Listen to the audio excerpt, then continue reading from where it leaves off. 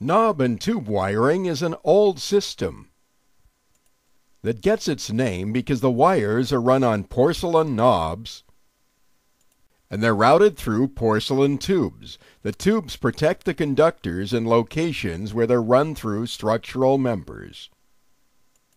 The knob and tube system was a precursor to modern wiring, and it consists of only 2 conductors per circuit. There's no equipment ground, that third slot or conductor, that's readily apparent on modern receptacles or outlets.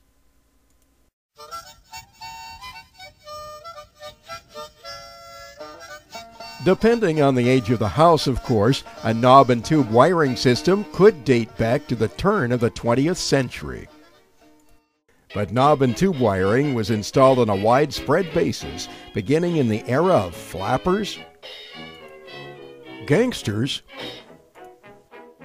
and the Prohibition years, the Roaring '20s. And it remained common up until the 1950s, the era of drive-in restaurants, cruising in cool automobiles, Elvis Presley, and drive-in movie theaters.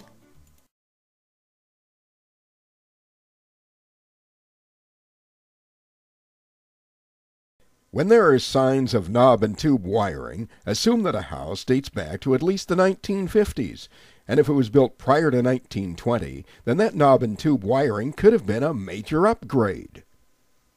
An upgrade from what, you might ask? Well, at the turn of the 20th century, around the world, gas lights provided illumination at city streets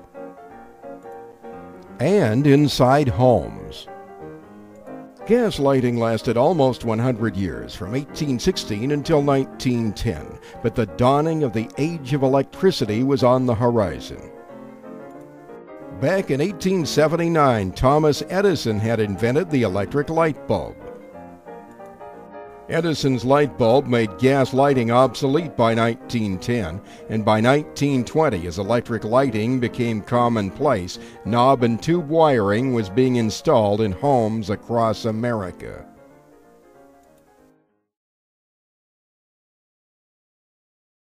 If the inspector's test equipment indicates that there's live or energized knob and tube wiring in the home that you're buying, one potential problem is that some insurance companies will not insure houses with live knob and tube wiring, or if they do underwrite the property, the premiums they charge tend to be high.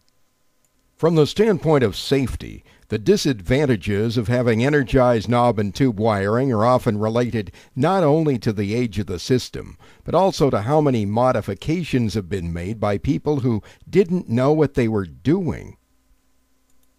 Original knob and tube wiring had cloth insulation and soldered and taped connections. Regrettably, over the years, many homeowners have cut into the wiring and added new and often unsafe circuits.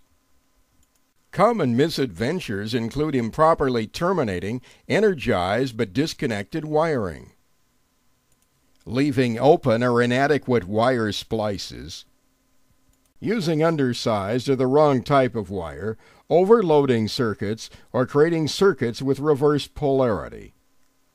When it's a certainty that energized knob and tube wiring is present, even if it appears to be substantially unaltered from the original installation, it is still a 2-conductor system without an equipment ground.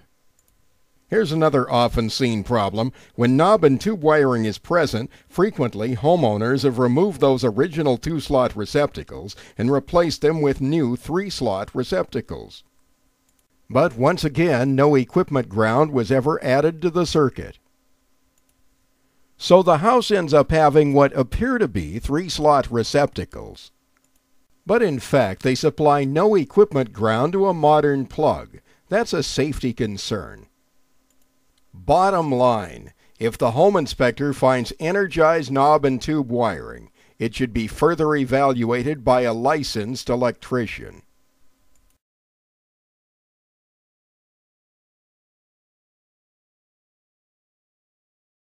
Even if the inspector finds that some of the knob and tube wiring has been removed, it's possible that live circuits are still present in hard-to-access areas.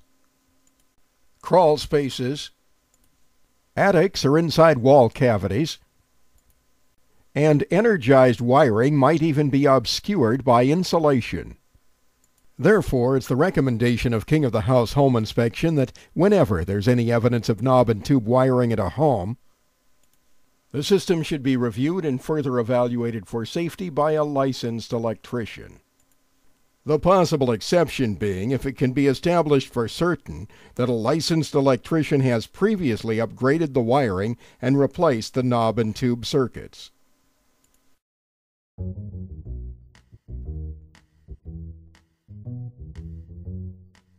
This is Stephen L. Smith of King of the House Home Inspection in Bellingham, Washington.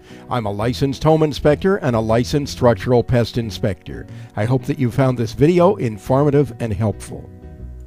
King of the House serves the northwest corner of Washington State, focusing on Whatcom, Skagit, and Island counties.